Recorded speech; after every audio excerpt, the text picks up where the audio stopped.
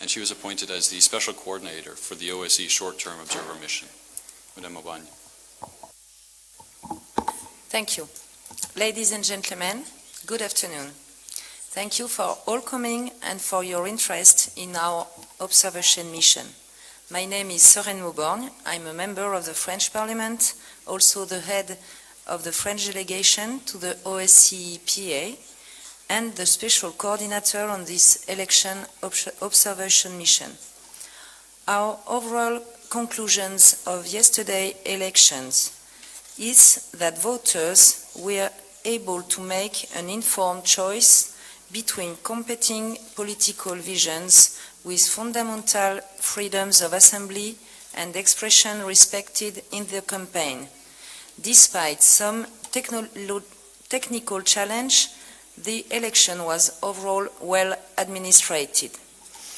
Regulatory gaps were partially addressed through cross-party political agreements, but there remained a need to finalize and previously initiated reform of electoral legislation. Our observers found that election day was peaceful, orderly, and transparent, and overall assessed positively. As I mentioned, the technical malfunctions of the state election commission's IT systems raised questions about IT security. This points to a larger problem in many of our countries. What we must pay attention to, we must all take seriously the investment in democratic process if we really want sustainable democracy. Similarly, while we are pleased to hear that stakeholders note improvements in the accuracy of the voter register, differences between various state databases and data formats continue to be a problem that requires attention. Importantly, we note that the candidates were able to campaign freely. Our media monitoring also found that the public broadcaster provided impartial coverage and that overall the media presented a variety of information on the candidates. Together, this meant that voters were given an opportunity to make an informed choice. My colleagues will add some further thoughts, and our written statement that you will receive in a few minutes will provide you with all of the details necessary. To conclude, this peaceful, generally well-run election demonstrated that the political will can be found to hold democratic elections. This constructive approach must be maintained through the second round and beyond. I sincerely hope that following these elections, real effort will be made to enact a coherent electoral law and finally address the long existing challenges. Thank you. Thank you very much. I will now hand the floor over to Marie-Christine Dalloz, who served as the head of the Council of Europe Parliamentary Assembly delegation to this observation mission. She's also a member of Parliament in France. Madame Dalloz, vous avez la parole. Thank you. Ladies and gentlemen, the delegation of the Parliamentary Assembly of the Council of Europe was invited by the authorities of the Republic of North Macedonia to observe the presidential elections as your country is under the proceeding of a post-monitoring dialogue at our assembly. I would like to thank the authorities of North Macedonia for this cooperation. Our assembly has observed all parliamentary elections and presidential elections as well in the country since 1994. for this last election, our delegation was composed of 12 members, including experts from the Venice Commission, as usual. Our delegation shares the preliminary conclusions of this mission, of this international observation mission, that were presented by my colleague, Madame Seren Buborny, OSCE Special Coordinator. Yesterday, the members of our delegation observed the election process in Skopje and different cities and regions throughout the country. We have concluded that yesterday's election was well organized, and voters who participated in the election were able to make their choice freely. The delegation, however, regrets that the turnout was low for a presidential election. I am convinced that a mature functioning of the political system and reform of the electoral law would re-engage citizens and ensure their active participation in the election of their head of state. Our delegation considers that the authorities of the country should continue their cooperation with the Parliamentary Assembly in the framework of the monitoring proceeding, as well as with the Venice Commission, in order to implement the necessary reforms for the Republic of North Macedonia. The Parliamentary Assembly will approve its observation report on the 24th of May in Paris during its meeting, the meeting of the Permanent Commission. Thank you very much. Reinhold Lopatka, who is the head of the OSCE Parliamentary Assembly's delegation to this observation mission, who serves also as a member of parliament in the Austrian parliament. Yeah, thank you. I fully agree with what has already been said by Serene, and I would like to add a few comments based on the work of the OSCE Parliamentary Assembly delegation. First, I would like to thank for the warm welcome that our observers received throughout the country, which was really extraordinary. The OSCE Parliamentary delegation included 40 parliamentarians and staff from 14 countries. This strong team is a clear demonstration that the international community is paying close attention to events here in North Macedonia.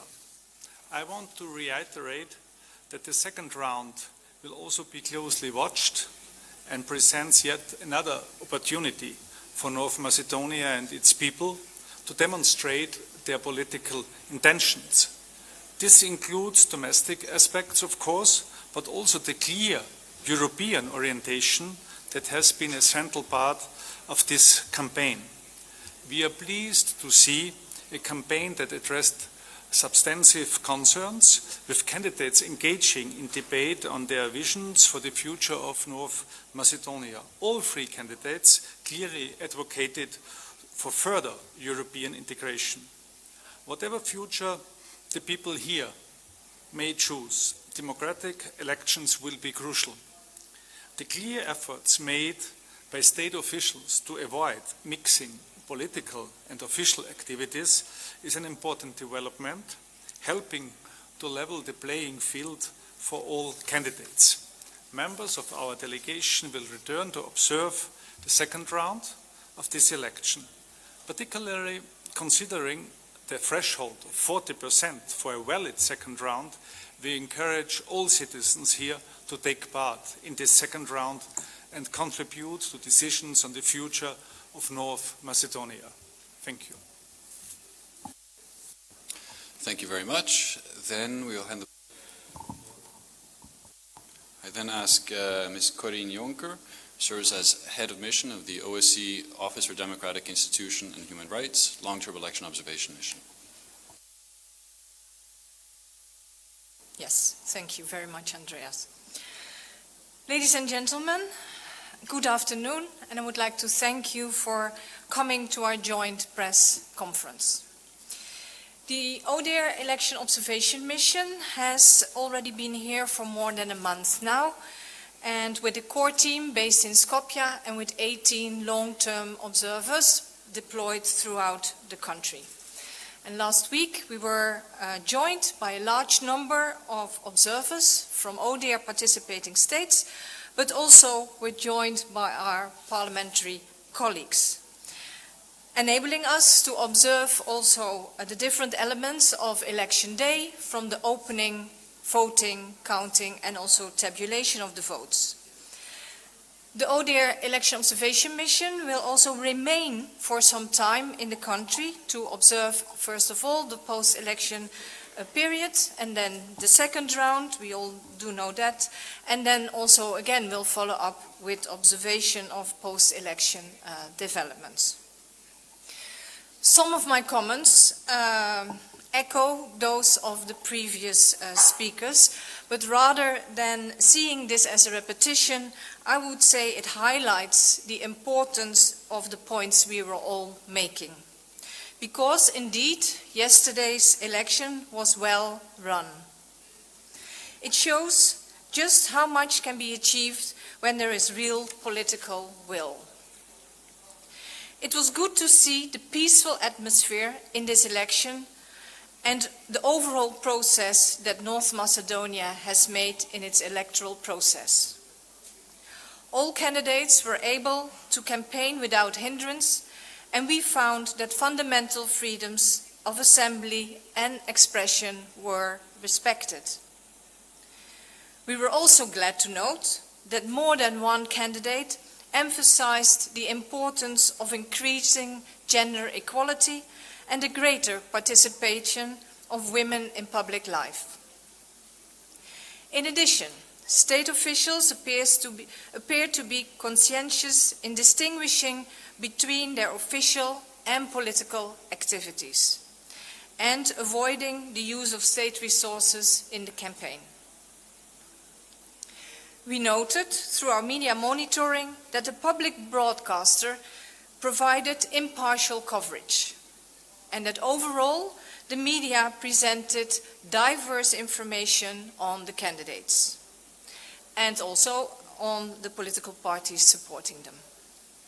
This gave voters the opportunity to make an informed choice, which is naturally of vital importance to democratic elections. Yesterday's election took place in the context of the country's international aspirations. The goals themselves obviously represented a strong motivation. Both the candidates and the political parties clearly made an effort to ensure the elections were conducted well. We hope that both the national authorities and the political parties will continue to work in this spirit. In the absence of explicit campaign rules for presidential elections, we observed that some elements of the campaign were conducted purely on the basis of cross-party agreements, which did not provide equal opportunities for all contestants.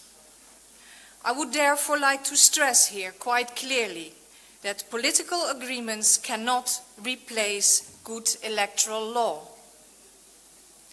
I sincerely hope that following the presidential election, the national authorities and Parliament will continue to work on addressing the numerous gaps in the current legal framework.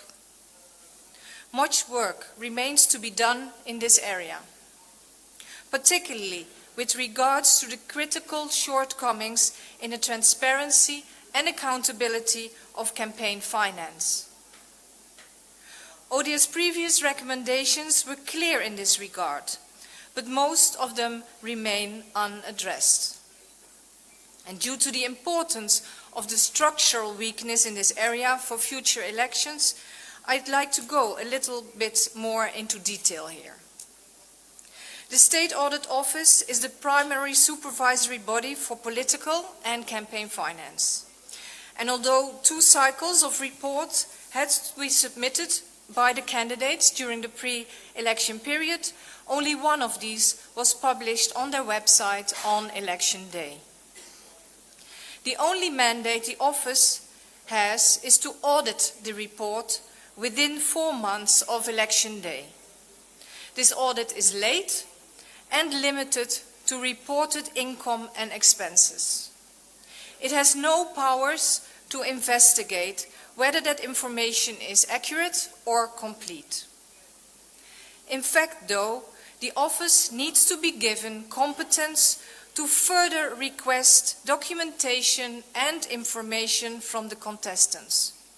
In this way, it could ensure a comprehensive review of any possible infringements and then also should be given an effective possibility to sanction them.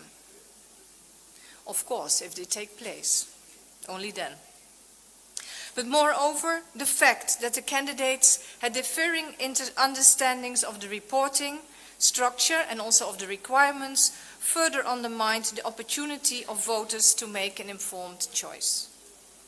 All in all, therefore, the legal framework fails to provide for genuine transparency and accountability.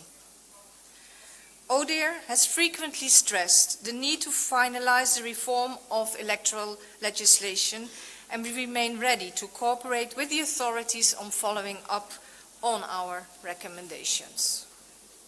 I'll conclude my remarks here by thanking you for your interest in our work, and we saw yesterday, again, that genuine political will can really make a profound difference. Let's hope that this trend continues. Thank you very much. Thank you very much. We now have some time for any questions that journalists may have. Please raise your hand if you have a question.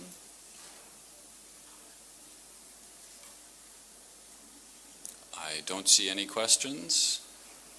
This is great news. We've apparently been very, very clear. Excellent. Thank you very much. In that case, I'll close this press conference.